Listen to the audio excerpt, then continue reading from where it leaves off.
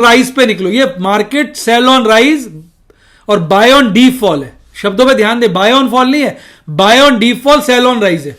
अब मैं दो स्ट्रेटेजी लगा रहा हूं। एक, मैं अपनी सारी इन्वेस्टमेंट को मार्क टू मार्केट करता जा रहा हूं, जिनमें लॉस हो गया उनको बेच देता हूं, फिर खरीद लेता हूं थोड़े अगले दिन, या सेम डे ही लगता है तो उसी किसी और अकाउंट में खरीद लेता हूं, ताकि मेरी सारी सिक्योरिटीज मार्क टू मार्केट हो जाए, मेरे P&L में लॉस आ जाए। ये फरवरी, और मैं ये फरवरी से लगा रहा हूं, फरवरी और मार्च में ज्यादा से ज्यादा लॉस आ जाए। मार्क टू मार्केट करना कोई जुल्म नहीं है। जब बाजार में रेट ही गिर गया तो क्या करूं, उससे मेरे प्रॉफिट्स कम हो जाएंगे, टैक्स आउटगो कम हो जाएगा। ये बिल्कुल लॉजिकल है। और अगर ये हम पढ़ते हैं ना, जो हम काम करते हैं ये वाला बिजनेस का, उसमें सारे स्टॉक्स को हम LCM पे वैल्यू करते हैं, लो ऑफ कॉस्ट और मार्केट वैल्यू। पर शेयर मार्केट में आप जब तक बेचोगे नहीं, वो अदरवाइज कॉस्ट पे वैल्यू किया जाता है। इसलिए मैं बेच देता हूं करंट मार्केट रेट पे, लॉस हो जाता है, फिर खरीद लेता हूं थोड़ा वापस, तो कम से कम मेरा टैक्स आउटफ्लो बचेगा। भाई एक तरफ मुझे लॉस हो रहा है, टैक्स में दे रहा हूं, तो कोई लॉजिक तो नहीं है ना। टैक्स प्रॉफिट में दिया जाता है ना। तो जो लॉस हो रहा है मेरे को, मार्केट में वैल्यू गिर गई है, नजर आ रहा है, वो लॉस तो करना ही पड़ेगा ना, सेट ऑफ। एक काम ये करो। दूसरा, 50-50 पे निगाहें बनाए रखो। भैया आजकल टेक्नोलॉजी के जमाने में इतना फायदा, पहले ऐसा मैनुअली रखना पड़ता था, रखा ही नहीं जाता था, अब तो रोज बेसिस पे कंप्यूटर पे आ जाता है।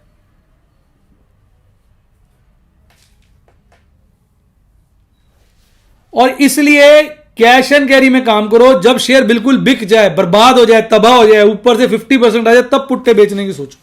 और तब आप पुट्टे बेचने की सोचोगे ना, उसका प्रीमियम भी नहीं होगा, मैं बता दूं। जब जब पुट का अच्छा प्रीमियम हो जाएगा, वो इन द मनी हो जाएगी। जी की मेरे हिसाब से इंट्रिंसिक वैल्यू 300 रुपए है, 260 का मिल रहा है, 250 की पुट बेची थी, वो भी इन द मनी होते नजर आ रही है मार्च की।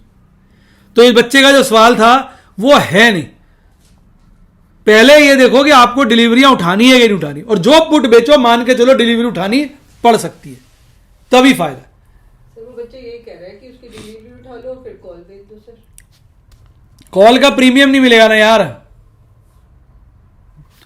अब जैसे मैंने जी की 320 की मुझे कॉस्ट पड़ी, गिरता गिरता इतना नीचे आ गया, किसी ने 300 की बेची, 300 की कॉल का प्रीमियम क्या है, 2 रुपए है, वो सर पड़ जाएगी कॉल तुम्हारे, कुछ प्रीमियम ही नहीं मिलेगा। जबरदस्ती ना, देखो गाय दूध देती है, एक आदमी के पास गाय थी, एक बैल था, गाय रोज दूध देती थी। एक दिन गाय गायब हो गई, भाग गई, बच्चे दूध को रो रहे थे, वो बैल के पास चला गया, उसमें से जबरदस्ती दूध निकाल रहा है, तो बैल में से दूध आ जाएगा क्या? कमेंट में बताइए कैसा लगा एग्जाम्पल। अबे गाय का दूध गाय ही देगी ना, बैल थोड़ी दे देगा। अब शेयर बाजार बैल बना हुआ है, वैसे वो वाला बैल नहीं, बुल नहीं बना, वो बना तो बेयर हुआ है। मतलब मेरा कहने का मतलब है कि वो प्रॉफिट दे नहीं पा रहा पुट बेचने से।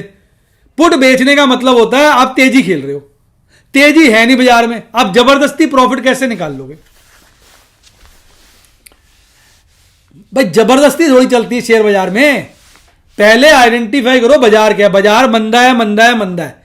ऐसे मंदे बाजार के अंदर पुट बेचना आत्महत्या करने के समान है। आप कहोगे कॉल बेच दो, अरे भाई शेयर तो हो, बीच बीच में चढ़ा देता है ना बाजार, जब चढ़ाता है तो पुंगी पुंगी दबा देता है। हाँ आपको कॉन्फिडेंस है बाजार नहीं चढ़ेगा तो पुट कॉल बेच दो।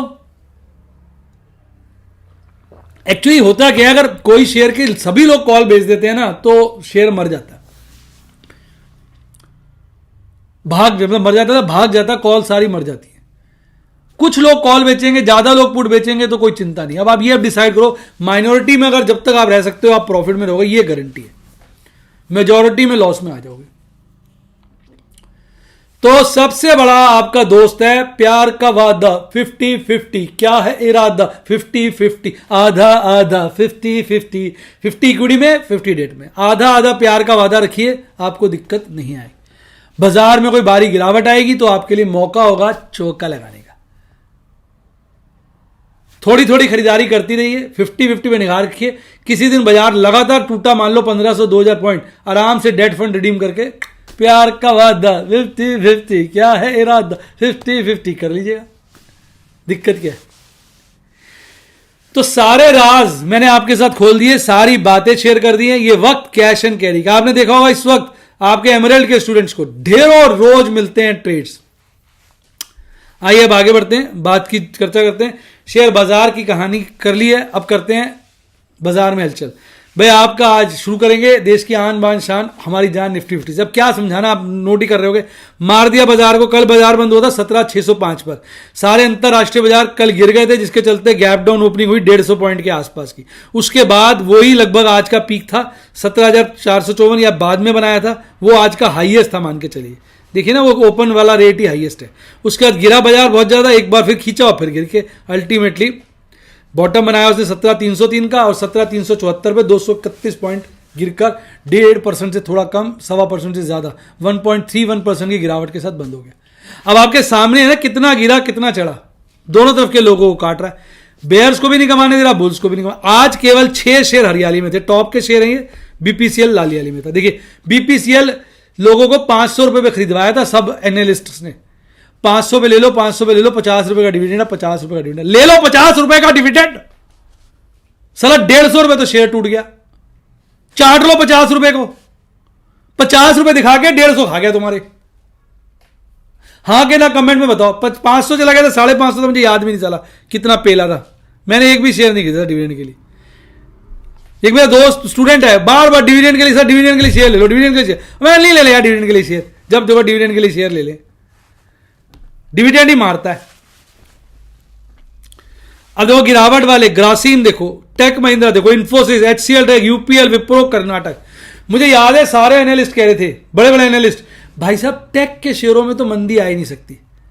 देखिए आप, टेक के शेयर जो होते हैं बहुत बढ़िया होते हैं, इनको सहारा धंधा मिलता है, ये कैश रिच होते हैं, हर साल बायबैक करते हैं, ये गिर नहीं सकते हैं, ये बहुत बढ़िया होते हैं। ऊपर से 30-30% गिर गए हैं।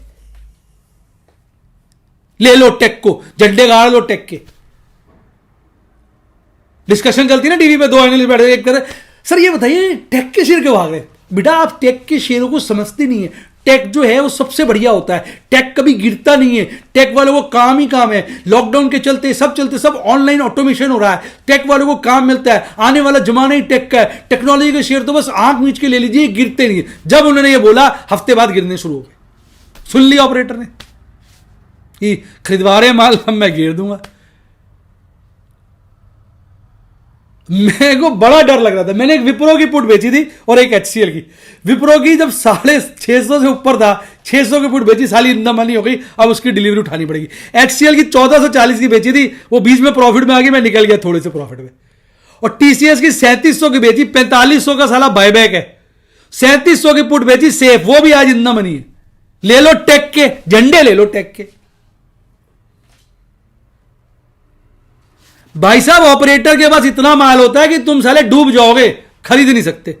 अब देखो आज क्या बना भाई साहब, झंडी बना दी है। अभी चढ़ा था जुम्मा 2 दिन चढ़ा, घेर दिया। बहुत अच्छा बजट है, बहुत अच्छा बजट है, बहुत अच्छी मॉनेटरी पॉलिसी, बहुत अच्छी मॉनेटरी पॉलिसी है। ले लो तेल लगा के मॉनेटरी पॉलिसी को, बजट को, उस लेवल से नीचे आ जाएगा बाजार। कल मॉनेटरी पॉलिसी आई, आज कपड़े धुल गए। अच्छी कोई नहीं है, बुरी नहीं है, दोनों शब्दों में फर्क होता है। हम ये तो कह सकते हैं आदमी बुरा नहीं है। अच्छा है ये कहना तो, जो बुरा नहीं वो सारे अच्छे हो गए। एक होता है बुरा, एक होता है बुरा नहीं, एक होता है अच्छा।